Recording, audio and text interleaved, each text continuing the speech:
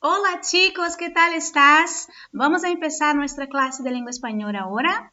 Tudo bem, sétimo ano? Vamos começar nossa aula de espanhol. Eu vou pedir para que vocês peguem um livro. Vamos lá? Abram na página 58. Peguem lápis, peguem marca-texto, porque vamos selecionar, vamos marcar algumas palavras aqui, vamos destacá-las e vamos colocar as traduções para que vocês venham entender um pouco mais sobre algumas palavrinhas aqui diferentes em relação à língua portuguesa, tá? Agregar um pouco mais de vocabulário. Então, vamos iniciar a nossa aula com essa leitura. El coleccionismo a lo largo de la historia, ou seja, vamos falar sobre a coleção, tá? Que colecionar faz parte da nossa história. Essa palavra largo aqui significa ao longo da história, tá? Então, anotem aí, largo significa longo. Aqui, largo, longo. Vou destacar aqui, vocês anotem aí, tá? Vamos lá, então. Empezando. El coleccionismo como tal ha existido. Olha aquele tempo verbal que acabamos de aprender, ó. O pretérito compuesto. Temos aqui, ó, el coleccionismo como tal ha existido, ou seja, como já existiu, né? Desde que o homem considerou um objeto valioso. Então, esse tipo de coleção, ele já foi iniciado, né? Na verdade, desde que o homem começou a considerar um objeto valioso. De aí que haya variado a lo largo da história. Aí por diante foram inúmeras variações, né, desses objetos ao longo da história. Pero siempre, mas sempre, esse pero aqui vocês já conhecem, que significa mais. Opa, vamos lá. Mais. Sempre se ha tratado de uma atividade que consiste em reunir, selecionar e conservar um objeto por encima de sua função primária e o valor original, para simplesmente possuir algo singular e invidiável. Ou seja, está dizendo aqui o seguinte: sempre há tratado, ou seja, sempre foi tratado, tá? Sempre foi tratado como uma atividade que consiste em reunir, selecionar e conservar um objeto com referência à sua função primária, seu valor original. E sempre possuir algo singular. É como se fosse interessante para o homem, né? Apresentar sempre um objeto diferente, um objeto único, singular, invejável, tá? Invidiável. Então, o interessante, né, dos colecionadores é encontrar esse tipo de objeto, é possuí-los, né, como algo singular, bem destacável em relação aos outros. Bom, prosseguindo então. Hoy en día, una obra se colecciona por el valor artístico, por su función, por el valor emocional y el motivo principal, por el instinto de posesión, pelo instinto de possuí-lo, de possessão, de posse, ok? Inerente ao homem, já seja por móveis idealistas ou econômicos. Bom, na pré-história, sobretudo el neolítico, se guardaban os objetos por sua estranheza em quanto a materiais, formas, colores, tamanhos, e sempre lo hacían em lugares recônditos e de difícil acesso, ou seja, lugares escondidos e de difícil acesso. E neste momento, aqui, prosseguindo, também se hacían como arruar funerário. O que seria esse arruar funerário? É como se fosse um enxoval funerário, né? Eles tinham esse hábito de guardar e acabou se transformando em um tipo de enxoval funerário. E assim, esses objetos passavam a ter um significado simbólico. Normalmente, os objetos que enterravam junto ao defunto lhe haviam pertenecido em vida. Esse enxoval funerário eram como se fossem os objetos, esses tipos de coleções dessa pessoa, acabava sendo enterrado junto com as pessoas, tá? Bom, prosseguindo então.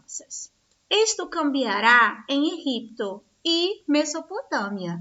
donde los que coleccionaban eran los más poderosos, monarcas, nobrezas, sacerdotes, e aunque, anotem aí, aunque significa embora. Essa palavra é interessante, que vocês anotem, ela aparece muito nos nossos textos e é importante, tá? Conhecê-la.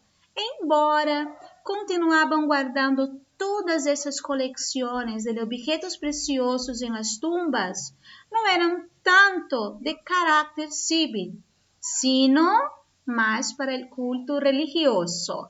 Sino quer dizer, mas sim, anotem aí, mas sim para o culto religioso.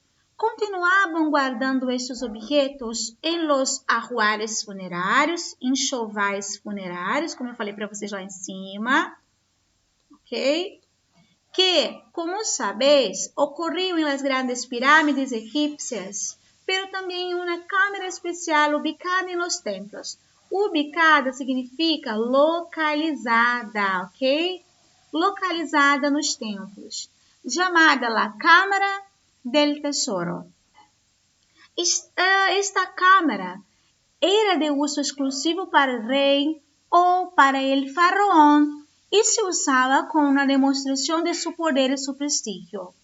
En esta época de la antigua Grecia, quando se toma a importância de la historicidade del objeto, es decir, ya no se colecciona tanto lo más valioso, sino lo más antiguo. Anotem, por favor, essa palavra aqui.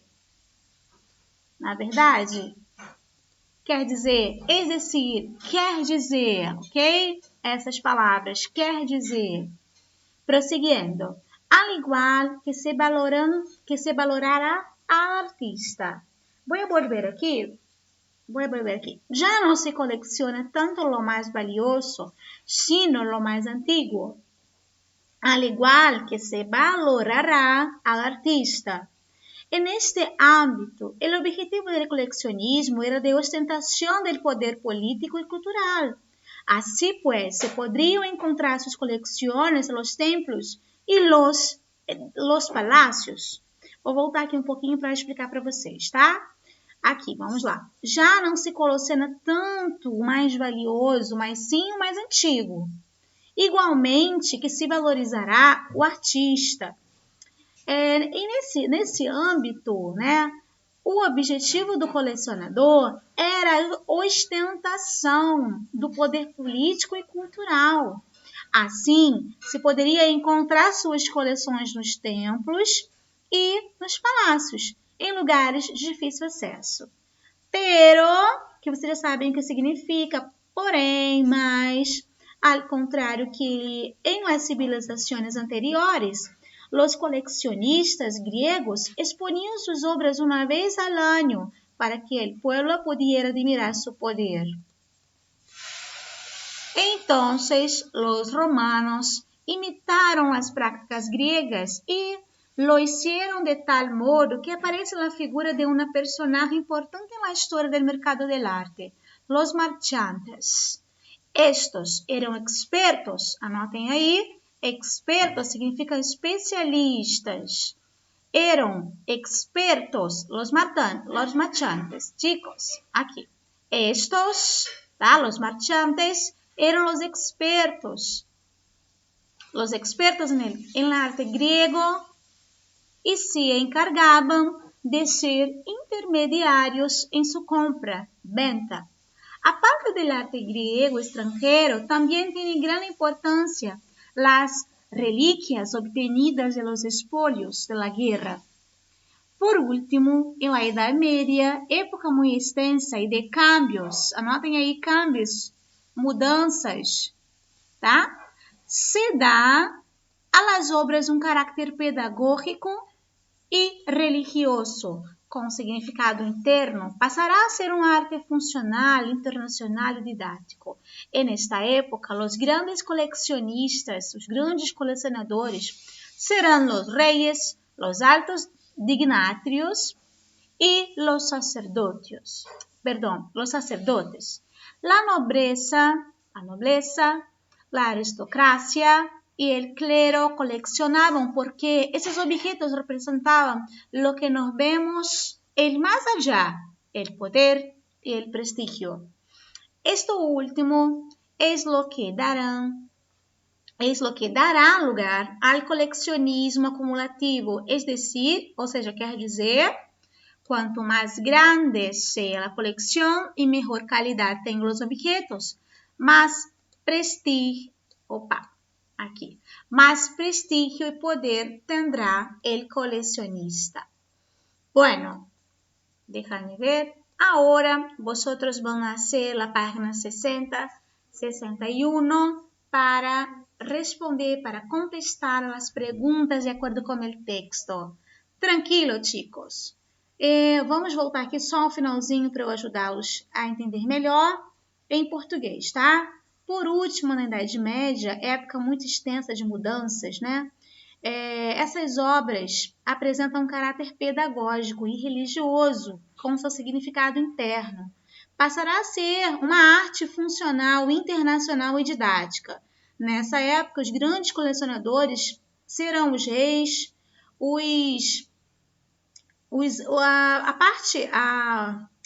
como se fosse a elite, né? Os sacerdotes, os reis, as pessoas que apresentem lá o clero, tá, gente? A nobreza. Aqui nós temos deixa eu voltar aqui. A nobreza, a aristocracia, o clero, colecionavam porque esses objetos representavam o que nós veremos, na verdade, mais adiante, o poder e o prestígio. Esse último é o que dará lugar, tá, aos tipos de colecionadores acumulativos, quer dizer, quanto maior seja a sua coleção e de melhor qualidade tenham os seus objetos, mais prestígio e poder terão esses colecionadores. Bom, então, é só. Eu espero que vocês tenham compreendido esse texto, anotado as palavras que eu sublinhei aqui com vocês, tá? Para auxiliá-los na tradução. E agora vocês farão os exercícios relacionados a esse texto, ok? Hasta pronto, cariños. Que Deus les bendiga.